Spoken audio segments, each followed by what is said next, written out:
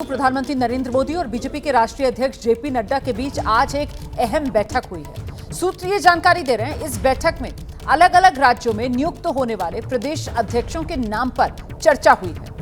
अगले एक हफ्ते से 10 दिन के भीतर अलग अलग राज्यों में प्रदेश अध्यक्षों के नाम का ऐलान हो जाएगा।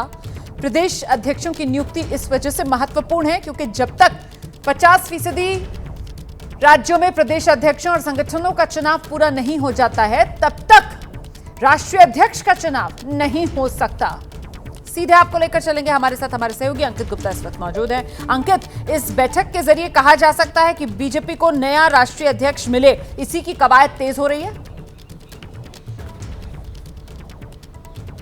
बिल्कुल रोमाना, इसको उसी से जोड़कर देखा जा रहा है और हमको ये भी ध्यान रखना होगा कि आज सुबह प्रधानमंत्री और जेपी नड्डा के बीच तो बैठक हुई है, लेकिन कल जो है रात में केंद्रीय गृह मंत्री अमित शाह और जेपी नड्डा के बीच भी बैठक हुई है। और इन बैठकों में जैसे कि सूत्रों से जानकारी मिली है कि जब जो कल रात में जो बैठक हुई थी उसमें भी जो तमाम प्रदेश हैं जहां पर संगठन के चुनाव हो चुके हैं या फिर होने हैं, वहां पर कैसे संगठन से संपन्न करवाया जाए, प्रदेश अध्यक्षों के नाम पर जो चर्चा और की जा सके और नियुक्ति हो सके, इन मुद्दों पर रात में भी चर्चा हुई है। और प्रधानमंत्री के साथ भी कमोवेश माना यह जा रहा है कि उन नामों पर चर्चा हुई है जो कि प्रदेश अध्यक्ष के तौर पर, बीजेपी के प्रदेश अध्यक्ष के तौर पर आने वाले दिनों में जिम्मेदारी संभालेंगे। और इस वक्त के लिए जानकारी यह है कि करीबन 13 से 14 राज्य ऐसे हैं जहां पर बीजेपी के प्रदेश अध्यक्षों की नियुक्ति हो चुकी है, लेकिन कम से कम 5 से 6 राज्यों में प्रदेश अध्यक्षों की नियुक्ति जरूरी है। उसके बाद ही होगा राष्ट्रीय अध्यक्ष का चुनाव।